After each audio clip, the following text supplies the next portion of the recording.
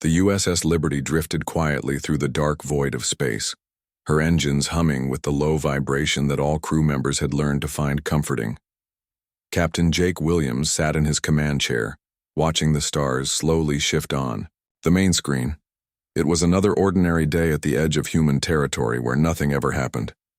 "Captain, we're picking up something strange on long-range sensors," Lieutenant Ben Harper called from his tactical station. The young officer frowned at his display, his fingers dancing across the controls.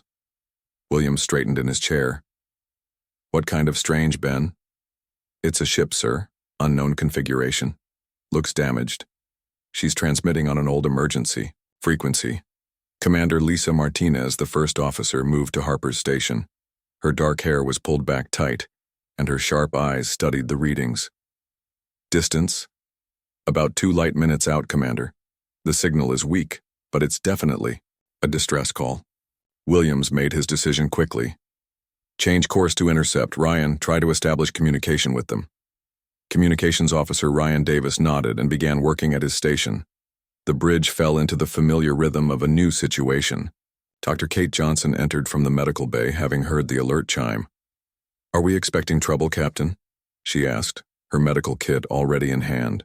"Unknown ship in distress," Williams replied. "Better be ready for anything."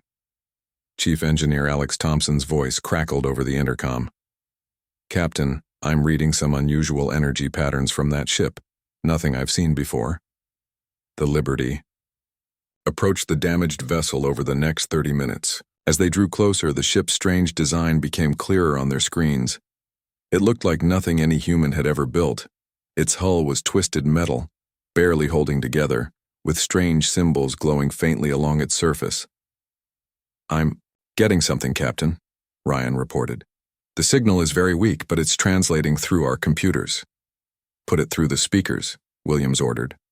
A voice filled the bridge, speaking in halting, translated words. "Warning. Warning to all who can hear. The destroyers come, the Zarathi Empire. They crush Galaxies. Flee. Save yourselves." The transmission cut to static, then nothing. "Can you get more?" Williams asked. "No, sir. The ship's power just died," Ryan said sadly. Williams stared at the dying ship for a long moment. "Lisa, what do you make of this?" His first officer crossed her arms.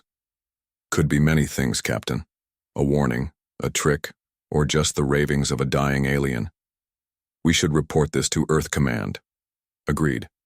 Ryan, open a channel to Command."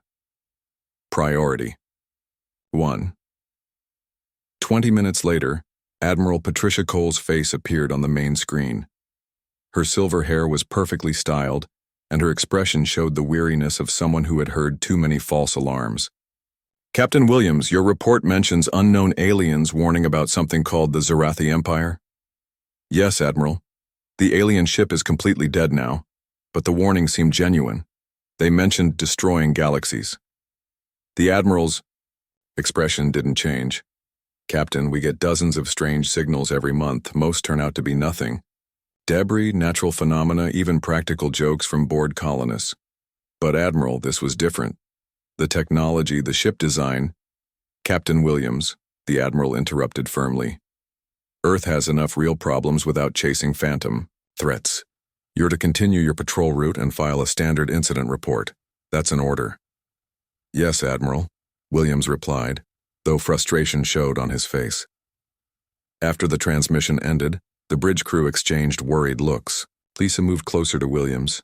"Jake, that alien seemed terrified. Really terrified," she said quietly. "I know," Williams replied, staring at the dead alien ship on the screen. "But orders are orders." Later that day, Williams stood in the Liberty's small observation lounge with Dr. Johnson. They watched the alien ship slowly drift away as they resumed their patrol course. "Do you think we should have done more?" Kate asked. "Like what? Disobey direct orders from Earth Command?" Williams shook his head. "No, we follow protocol. But, something about this feels wrong, Kate. Really wrong. That alien didn't sound like someone making up stories." Kate nodded. "I've been thinking about those words. They crush galaxies. What kind of power would that take? I don't want to find out, Williams said grimly. Unknown to the crew of the Liberty, their encounter had been monitored by beings far beyond human understanding. In the depths of space, massive ships larger than moons began adjusting their course. War Admiral Zarketh of the Zarathi Empire studied reports of the small human vessel that had discovered their warning. These humans, Zarketh's second-in-command, asked, "Do they pose any threat?" "All life poses a potential threat," Zarketh replied coldly. "But these humans are primitive. Their ships are small, their weapons weak. They will be swept aside like all the others. Should we accelerate our advance, War Admiral? No. Let them believe they are safe for a little longer. Let them feel secure in their ignorance. It will make their fear sweeter when we arrive." Bekaru. On the Liberty, the days passed normally. They completed their patrol route, filed their reports, and maintained their ship. But some members of the crew couldn't shake the feeling that something was coming. Ben Harper spent extra time at his weapons console, running diagnostics and simulations.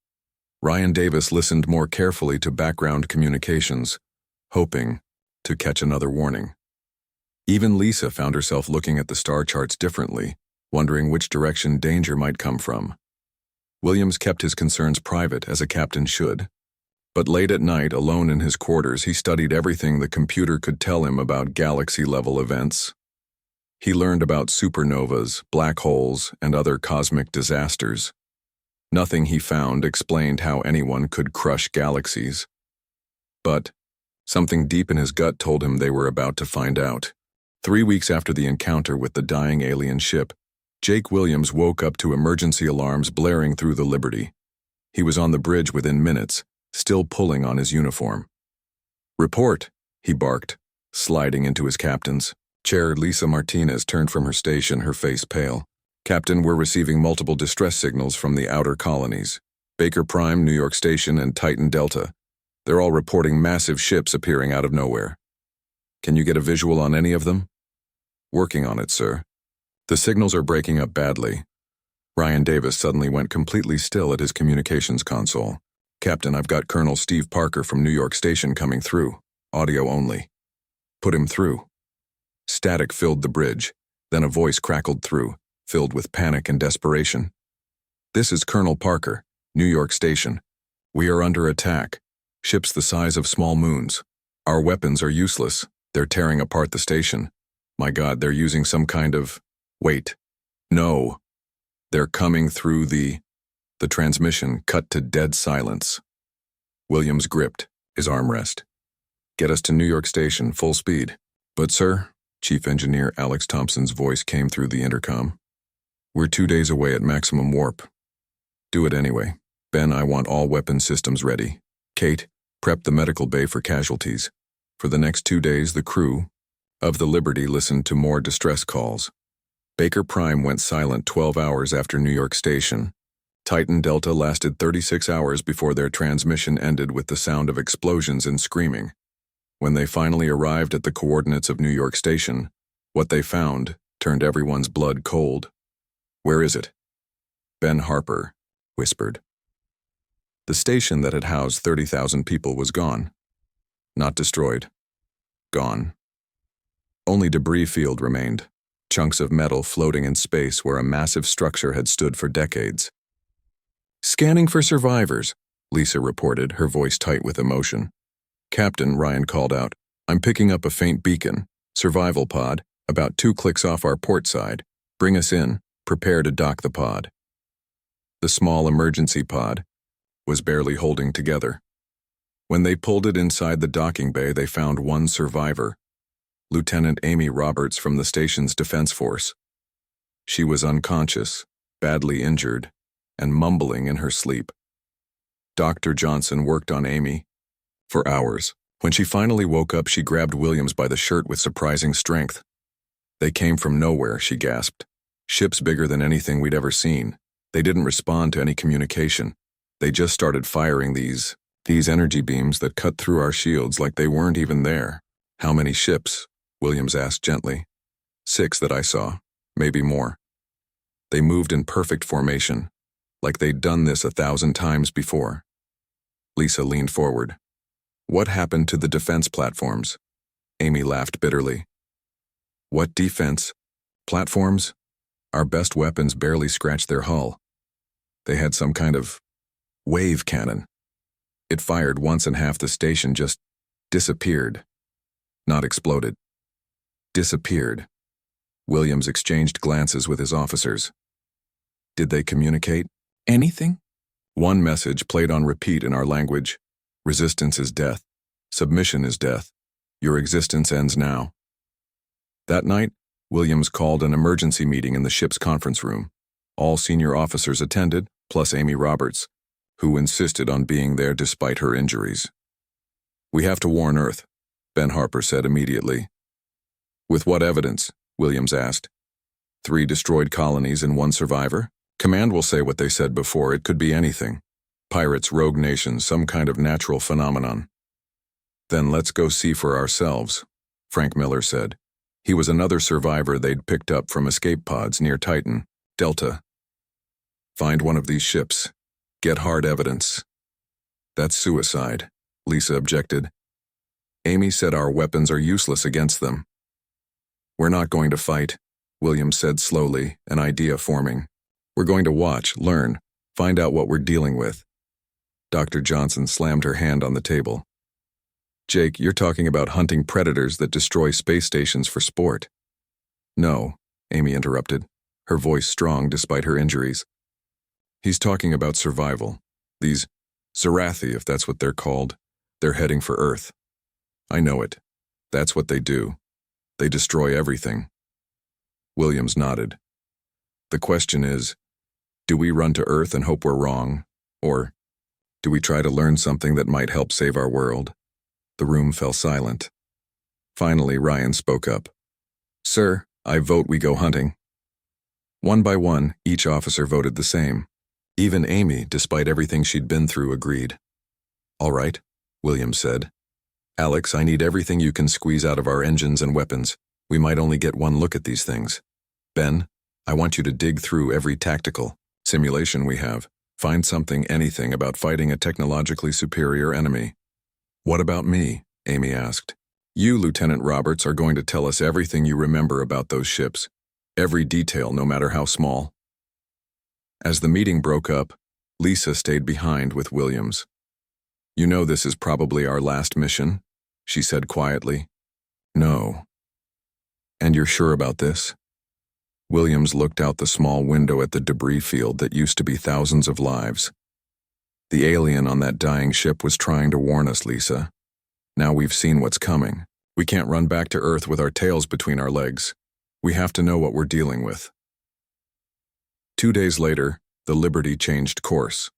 Instead of heading home to safety, they turned toward the unknown, following the sensor tracks of ships capable of crushing galaxies. In the depths of space, red lights blinked on massive warboards as Zarathi computers noted the course change of one small human vessel. Let them come, War Admiral Zarketh said when informed. They will learn why we are feared across the cosmos, and when they are gone, we will finish what we started with these humans. The Liberty had been tracking the Zarathi energy signatures for nearly a week when Ben Harper detected something unusual. Captain, I'm reading multiple ships ahead. Not Zarathi. They're hiding. Williams leaned forward. Hostile? No, sir. They're actually broadcasting a welcome message, in English. Put it through. A woman's voice filled the bridge, speaking with a strange accent. Human vessel, please respond. You seek the Zarathi. We can help. Follow our beacon to coordinates attached. Lisa raised an eyebrow. Could be a trap. Could be our only chance. To learn something, Williams replied. Set course, but keep weapons ready. The beacon led them into a massive asteroid field where space seemed to bend and twist. Suddenly, a huge structure appeared, a space station hidden inside the asteroids themselves. Docking bay opening, sir, Ryan reported. They're inviting us in. Once docked, the crew was met by an unusual group. A tall, glowing creature that seemed made of pure energy stepped forward. I am Vectar of the Krendai. These are my companions, Sith, of the Mullery and Sentinel. an ancient artificial intelligence. The Molari was a squid-like being in a water suit, while Sentinel appeared as a floating sphere covered in lights.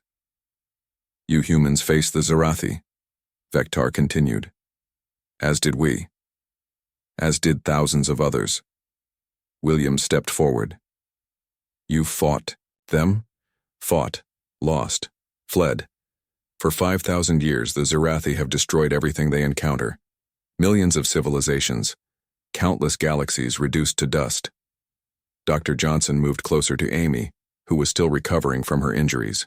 How is that possible? How can anyone destroy galaxies? The floating sphere pulsed. The Zarathi possess the Omega Core, Sentinel explained in a mechanical voice. A weapon that draws power from collapsed stars. It can destabilize entire star systems, create artificial black holes, tear apart space itself. And it's mounted on their flagship, Scythe added, his tentacles waving in agitation. Can it be destroyed? Frank Miller asked. Every attempt has failed, Vectar replied sadly. The flagship's defenses are absolute. Planetary shields, quantum armor, reality distortion fields. Nothing can penetrate them. Williams paced the room. There has to be a weakness. Everything has a weakness, Sentinel's lights flickered. Indeed, Captain Williams, and we believe humans might possess the key. What do you mean? Lisa asked. The Zarathi think in patterns, Vectar explained. Perfect, logical patterns. Their strategies are flawless, their timing precise. They cannot comprehend chaos, creativity, or emotion. Humans excel at thinking outside patterns, Scythe added. Your species is unpredictable, illogical, creative. These traits frustrate the Zarathi. Amy. Robert stood up shakily. When they attacked our station, I noticed something. Their ships moved in perfect formation, but when our fighters broke formation and attacked randomly, their weapons couldn't track us as well. Fascinating, Dr. Johnson murmured. Sentinel moved closer. We have discovered something else. Human neural patterns create unique quantum interference. When exposed to Zarathi control systems, this interference causes disruptions. You mean humans can jam their systems? Ben Harper asked excitedly. Not jam, Vectar corrected. More like confuse them, make them hesitate, create windows of opportunity. Williams turned to his crew. What else do we need to know? The Zarathi are coming, Sith said grimly. Our scouts report their main fleet has left charred space and is heading toward Sol System. You have less than 2 months before they arrive at Earth. 2 months? Lisa gasped. That's not enough time to evacuate, Ryan said quietly. Evacuation is pointless, Vectar replied. There is nowhere to run. The Zarathi will hunt down every human ship, every colony, every world. They always do. Williams clenched his fists. Then we fight. How? Frank demanded. Your weapons can't even scratch their shields. With help, Sentinel said. For the next several hours, the ancient AI shared data with the Liberty's computer. The crew watched as schematics, tactical data, and scientific formulas filled their screens. Modifications, Sentinel explained. Using our technology, your ship can be enhanced. Not enough to match the Zarathi in firepower, but enough to exploit their weaknesses. What kind of modifications? Alex Thompson asked, his engineer's mind already racing. Enhanced engines for unpredictable movement patterns. Weapons that fire chaotic energy bursts instead of focused beams. And most importantly, a neural interface that amplifies human emotional responses into quantum disruption waves. Dr. Johnson looked concerned. That sounds dangerous. It is, Vectar admitted. The interface requires a human to link directly with the ship's systems. The strain is significant. I'll do it, Williams said immediately. Jake, no, Lisa protested. I'm the captain. The responsibility is mine. Amy stepped forward. With respect, sir, I've already been exposed to Zarathi weapons. My neural patterns might be better suited for the interface. Before anyone could respond, alarms began blaring throughout the station. Zarathi scout ships, Scythe shouted, his tentacles flailing. They've found us. Through the station's viewports, they could see three massive ships approaching. Their dark, hulls crackling with energy. "How long do we have?" Williams demanded. "Minutes," Sentinel replied. "The station's shields will not hold long." "Can we complete the modifications?" Williams asked. "If you leave now, we can transmit the data to your ship in flight," Vectar said. "But someone must stay to ensure the transmission completes." "I will remain," Sentinel announced. "I am the oldest. I have seen this day coming for millennia." Williams grabbed the ancient AI. "There has to be another way." "There is not, Captain. Go now. Save your species. Prove that someone can finally stop the Zarathi." As the Liberty's crew rushed back to their ship, explosions rocked the station. With missiles flying past them, they launched into space just as the first Zarathi energy beam sliced through the asteroid field. Behind them, the hidden station began to break apart, but not before a final transmission reached their systems. "Remember, Captain Williams, chaos is your weapon. Humanity's unpredictability is your strength. Use it well." As they jumped to warp, the Liberty carried with them the hopes of countless dead civilizations and the modifications that might give humanity a fighting chance against the Galaxy Crushers. The Liberty burst into normal space at the edge of Sol system, and what they saw made even veterans like Williams gasp. Massive Zarathi ships hung in formation between Mars and Jupiter, their hulls gleaming like black metal. Each ship was larger than Earth's moon, bristling with weapons that glowed with ominous energy. "Count them," Williams ordered. Ben Harper worked quickly. 12 capital ships, sir, plus dozens of smaller vessels. And in the center, that has to be their flagship." The flagship dwarfed its escorts, its hull twisted and curved in impossible ways as if it existed partly in another dimension. Weapons platforms covered every surface, and at its core, something pulsed with a light that hurt to look at. "The Omega Core," Lisa whispered. "Ryan, try to reach Earth Command." Communications Officer Ryan Davis shook his head after a few minutes. "No response, sir, but I'm picking up massive fighting near Mars. Our defense platforms are engaging, but..." He didn't need to finish.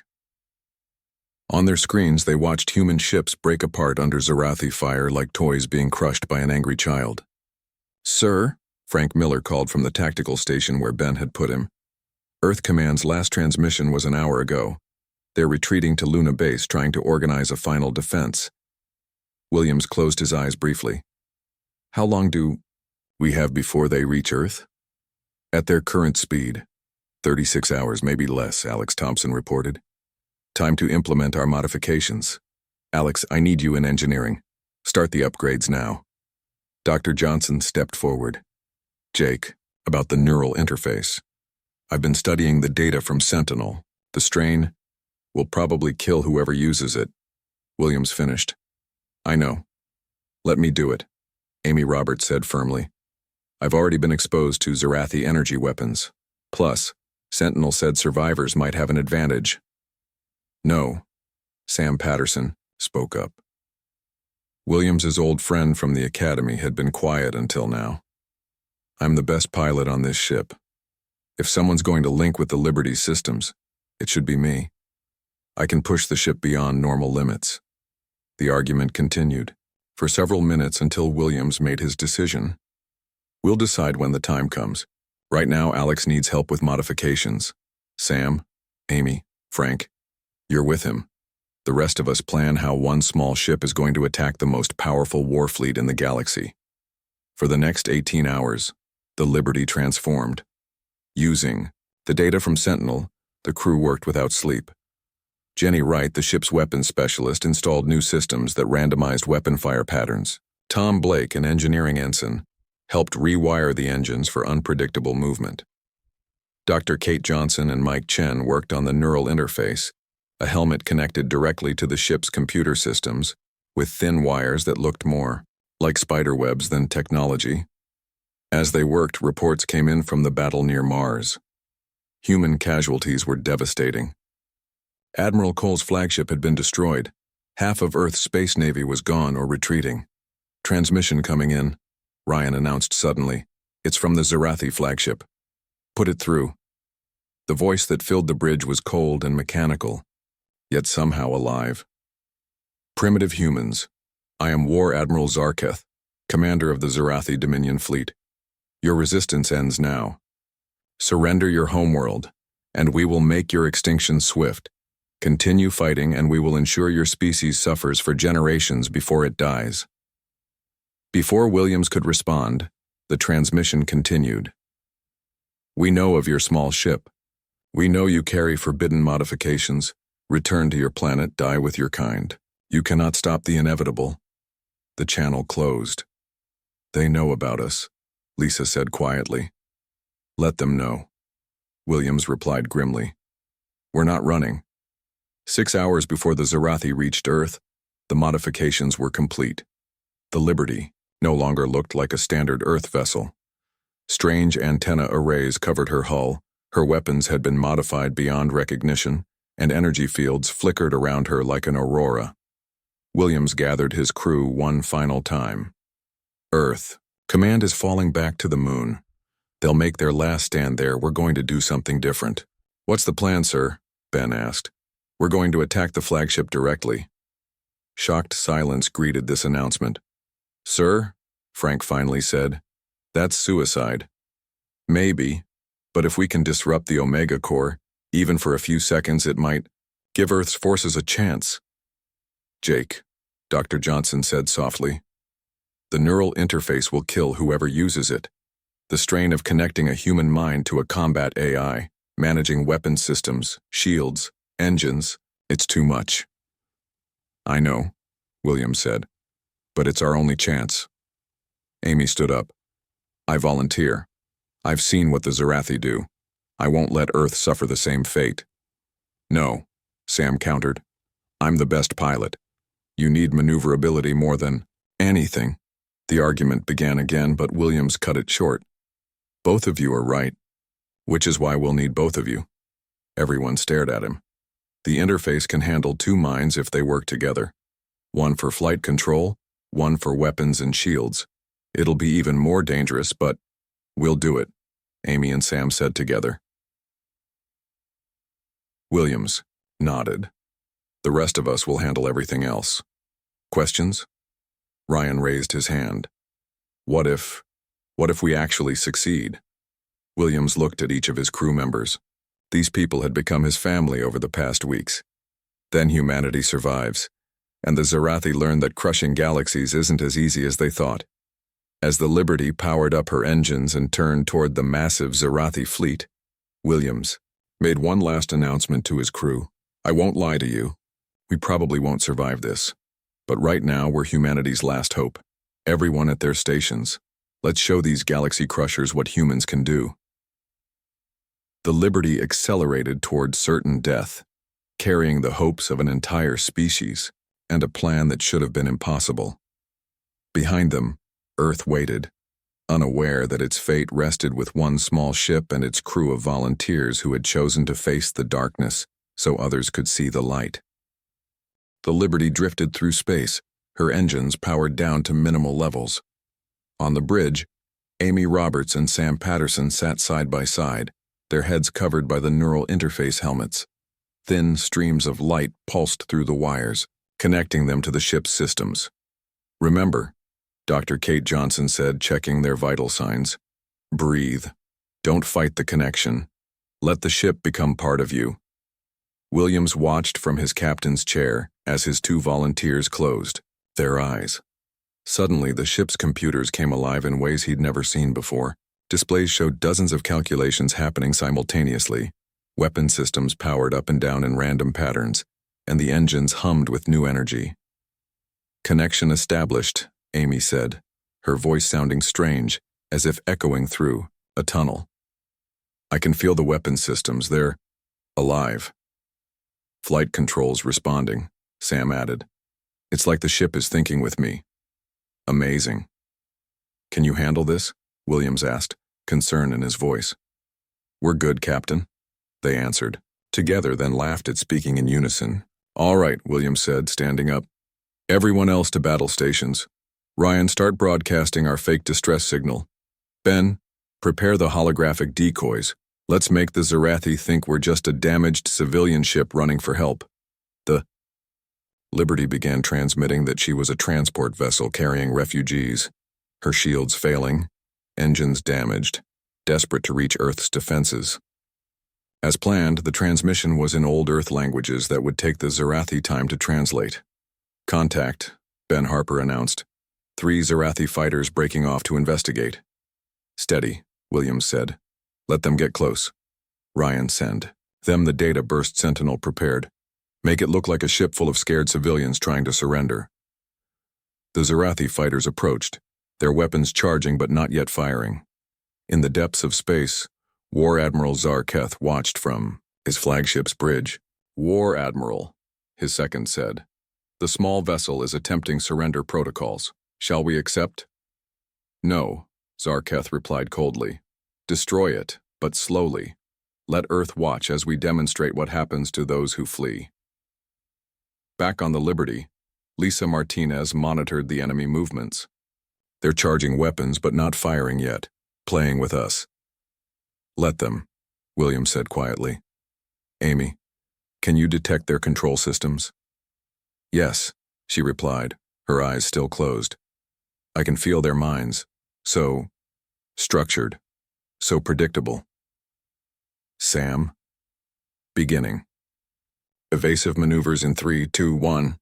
The Liberty suddenly burst into movement unlike any human ship had ever shown. It spun, dove, twisted through space in patterns that defied physics. The Zarathi fighters, programmed for logical combat maneuvers, found themselves unable to track their target. Firing quantum disruption weapons, Amy announced. The Liberty's modified weapon systems engaged, but instead of firing focused beams, they unleashed chaotic bursts of energy that created interference patterns around the Zarathi fighters. The enemy ship suddenly stuttered in space, their perfect formations breaking apart. Their shields are fluctuating, Ben reported excitedly. Whatever we're doing, it's working. On the Zarathi flagship, alarms began sounding. War Admiral, the tactical officer reported. Our fighters are experiencing control system interference. Their AI networks are unstable. Zarketh leaned forward. What kind of primitive technology could do this? Unknown, War Admiral. The interference pattern is unlike anything in our database. It's chaotic, random. Destroy that ship immediately, Zarketh ordered.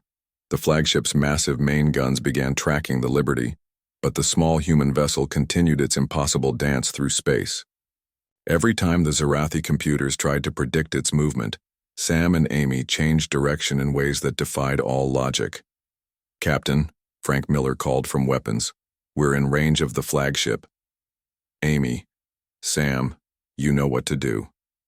The Liberty suddenly accelerated directly toward the massive Zarathi vessel, diving past its fighter escorts and into the range of its main guns. Massive energy beams filled space around them, but the neural interface allowed Amy and Sam to pilot the ship through gaps no human could have consciously calculated. Quantum pulse cannon ready, Amy reported, strain showing in her voice. Target the Omega Core, Williams ordered. The Liberty's experimental weapon charged, a combination of human technology and alien science designed specifically to exploit Zarathi neural patterns. As they fired, Amy and Sam pushed their mental connection to the limit, channeling their human creativity and emotional energy into the attack. The pulse struck the flagship's shields, and for a moment, nothing seemed to happen. Then ripples of interference began spreading across the Zarathi ship's defensive systems. Impossible, Zarketh said, watching his perfectly ordered systems begin to break down. Their minds, they're affecting our reality processors. The Omega Core, designed to function with pure mathematical precision, suddenly found itself trying to process human emotional patterns. Its control systems, which had conquered galaxies through perfect logic, were being disrupted by something they could never understand: human irrationality. Warning lights flashed across the Zarathi flagship as systems began failing. The carefully coordinated movements of their fleet broke down as command and control interference spread from ship to ship. Amy, Sam, Dr. Johnson shouted as blood trickled from their noses. Your vital signs. We're okay, Sam gasped. Just a little more. The Liberty fired again, this pulse aimed at the flagship's command center.